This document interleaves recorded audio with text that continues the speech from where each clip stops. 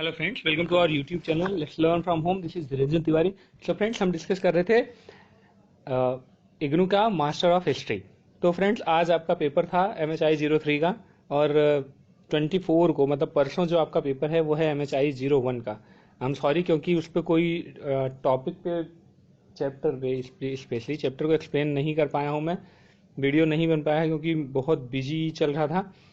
और in short में बस ये कर सकता हूँ मैं, आपको प्रीवियस ईयर के क्वेश्चंस डिस्कस कर लेते हैं हम, और उसमें देखते हैं कि कैसे कैसे क्वेश्चन पूछे हैं। उसके बेसिस पे आप गेस कर सकते हैं कि कौन कौन से क्वेश्चन आएंगे। ओके फ्रेंड्स, तो चलिए शुरू करते हैं। देखिए, जून 2013 में जो क्वेश्चन आया था उसमें सबसे पहले आप देखिए, पशुपालक या जो चारागाही है, खाना बदोशी के विषय में आप क्या जानते हैं? पशुपालन, खाना बदोश, समाज तथा अर्थव्यवस्था का संक्षिप्त विवरण दीजिए। ये चैप्टर 2 का है। उसके बाद सेकंड क्वेश्चन आया था, कांस्ययुगीन समाजों में लेखन तथा कलाओं की अभिव्यक्ति का संक्षिप्त में विवरण दीजिए। ओके फ्रेंड्स, उसके बाद थर्ड क्वेश्चन था, ईस्वी काल से पूर्व के रोमन साम्राज्य में राजनीतिक संरचना व समाज की व्याख्या कीजिए। चौथा जो प्रश्न था वो था, अपने अध्ययन काल में चीन की धार्मिक परंपराओं की विश्लेषणात्मक व्याख्या कीजिए। उसके बाद जो पांचवा था, चूंकि आपको पता है कि संक्षिप्त टिप्पणी करने के लिए लिखने के लिए आता है, तो इसमें था प्राग इतिहास, उसके बारे में आपको लिखना था। उसके बाद अब आते हैं हम 14 पे। सॉरी, इसमें एक सेकंड पार्ट, चूंकि थोड़ा सा पेज इधर उधर हो गया है तो आप प्लीज उसको देख लीजिएगा।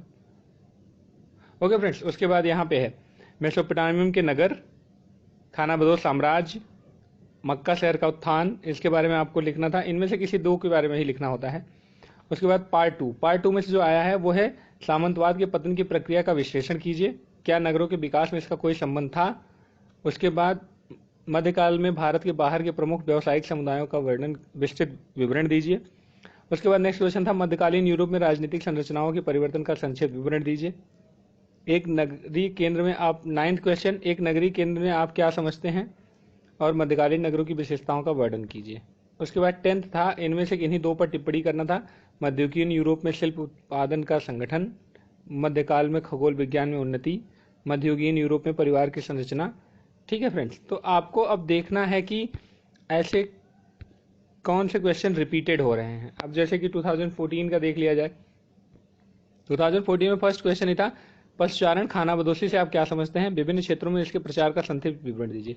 फ्रेंड देखिए, जो चैप्टर नंबर 1 और चैप्टर नंबर 2 है वो बहुत इंपॉर्टेंट है, जनरली वहां से क्वेश्चन आ जाते हैं, तो प्लीज आप उसको देख लीजिएगा। उसके बाद सेकंड है, कांस्ययुगीन सभ्यताओं में लेखन कला के विकास की विवेचना कीजिए। देखिए, कांस्ययुगीन सभ्यता का मतलब सीधी सी बात है कि ये हड़प्पन सिविलाइजेशन की बात कर रहा है, हड़प्पन सभ्यता की बात कर रहा है। देखिए, हड़प्पन सभ्यता से जो आपके 3 या 4 चैप्टर हैं, उनमें से एक एक क्वेश्चन भी अगर आप उठा लेंगे, तैयार रखेंगे, तो उसमें से एक दो क्वेश्चन फंस जाएंगे।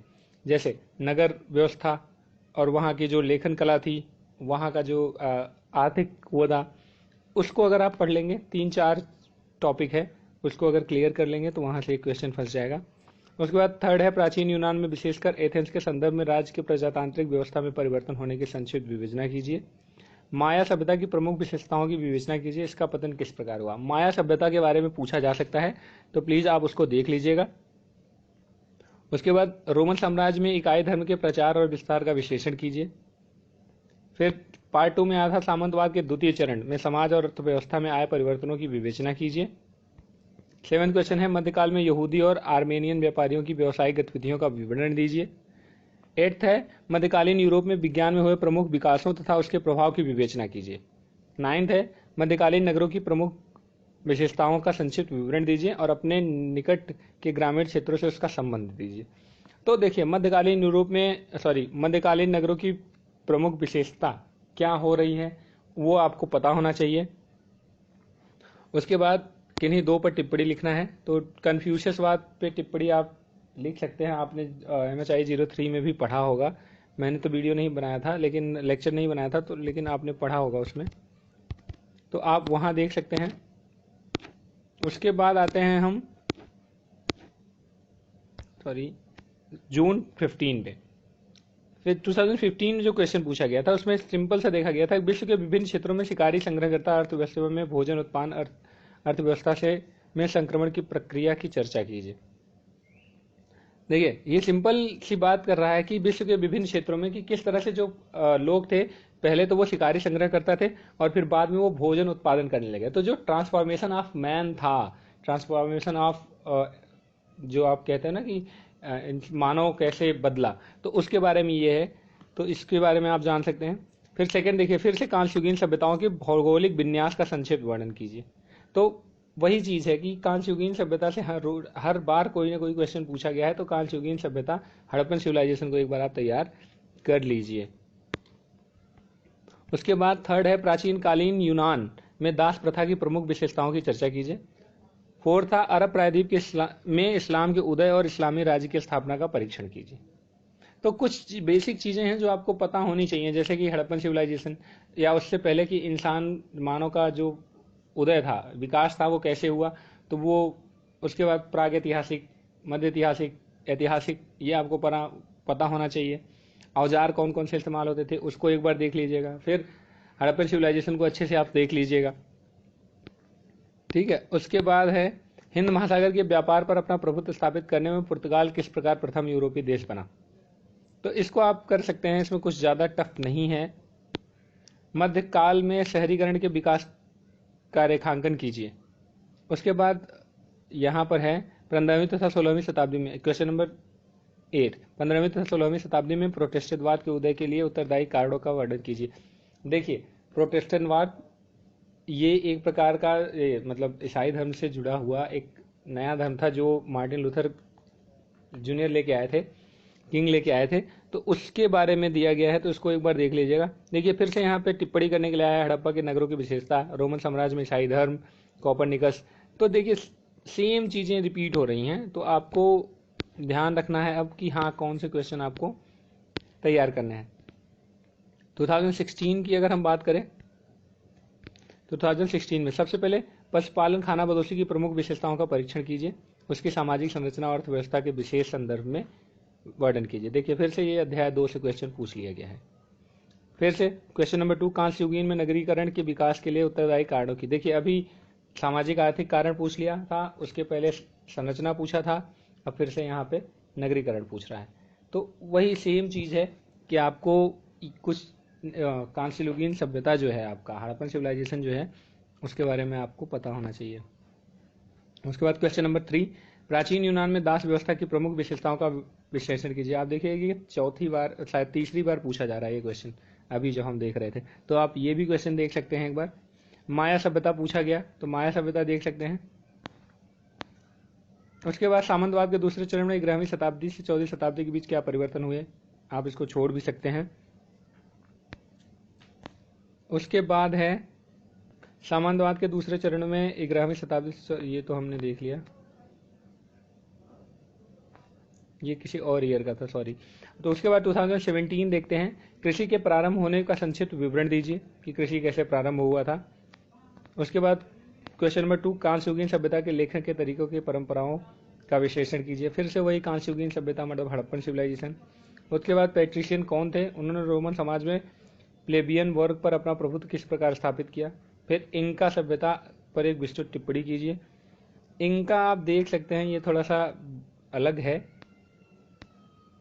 उसके बाद पूरे आधुनिक चीन में धार्मिक विचारों का विश्लेषण कीजिए। पार्ट 2 में है सामंती क्रांति, फ्यूडल रिवोल्यूशन शब्द का आलोचनात्मक परीक्षण कीजिए। फिर क्वेश्चन नंबर 7 है हिंद महासागर में पुर्तगाली दृढ़ीकरण का विवरण दीजिए, भारतीय समुद्र पारिक व्यापार पर इसका क्या प्रभाव पड़ा है। फिर 8 है मध्यकालीन यूरोप में विज्ञान और तकनीकी के क्षेत्र में हुई उन्नति और विकास पर एक निबंध लिखिए। देखिए फ्रेंड्स, कहने का मतलब सिंपल सा है कि क्वेश्चंस कुछ ऐसे हैं जो रिपीटेड हैं, बार बार आ रहे हैं, तो आपको वो टॉपिक्स बहुत क्लियर होने चाहिए। जैसे फर्स्ट आपका क्लियर होना चाहिए मानव का विकास कैसे हुआ।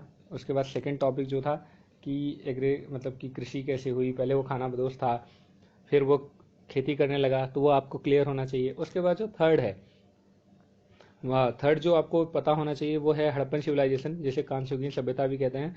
उसके बारे में तीनों एस्पेक्ट्स, मतलब कि वहाँ पे सामाजिक आर्थिक, उसके अलावा नगरीय सभ्यता, और वहाँ पे लिखने की क्या शैली इस्तेमाल की जाती थी वगैरह वगैरह, ये क्लियर होना चाहिए क्योंकि इनमें से एक आ ही जाता है।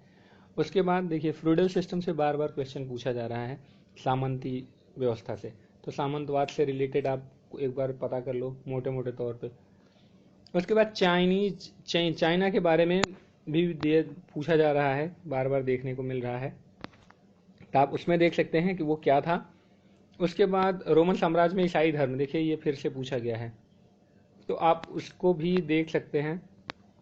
आप खुद से डिसाइड कर लीजिए कि आपको टोटल 12 या 13 क्वेश्चन देखने हैं। 12-13 चैप्टर आप देख लेंगे तो ये आपका उसमें से 5 आ जाएगा, उसमें कोई दो राय नहीं है। देखिए 2018 के जून में फिर से पूछा गया है कांस्ययुगीन, खानाबदोश पशुपालन व्यवस्था, दास व्यवस्था, इंका सभ्यता। तो ये चीज़ें आप प्लीज़ देख लीजिएगा। और ये एक चीज़ मैं बहुत क्लियर कर दूं, ज़रूरी नहीं है कि जो मैं कह रहा हूँ वो आ ही जाए, क्योंकि पेपर मैं सेट नहीं करता, बट जो प्रोबेबिलिटी दिखाई दे रही है यहाँ, मैं उसके आधार पे कह रहा हूँ कि इन्हीं सब जगह से क्वेश्चन आ जाएगा। तो प्लीज़ आप उसको देख लीजिएगा। और कोई डाउट है, कोई प्रॉब्लम है तो आप प्लीज़ आप कमेंट कर सकते हैं। और अगर अभी तक मेरे चैनल को फॉलो नहीं किए हैं, सब्सक्राइब नहीं किए हैं, तो प्लीज़ सब्सक्राइब कर लीजिए। अगर वहाँ कमेंट करेंगे तो मैं जल्दी देख लूँगा। और एक बात और है कि कुछ लोग कह रहे थे कि 8 और 10 के बारे में कि MHI 8 या 10 पढ़ाइए, या उसके बारे में उसका लेक्चर बनाइए। तो फ्रेंड्स मैं कोशिश करूँगा कि 8 या 10 के बारे में कुछ इम्पोर्टेंट टॉपिक हो जाएं, क्योंकि एग्ज़ाम्स उसके नेक्स्ट मंथ में हैं। तो I will try to make some videos on that. Okay friends, okay, thank you so much for watching. Keep watching, keep plugging. Thank you so much.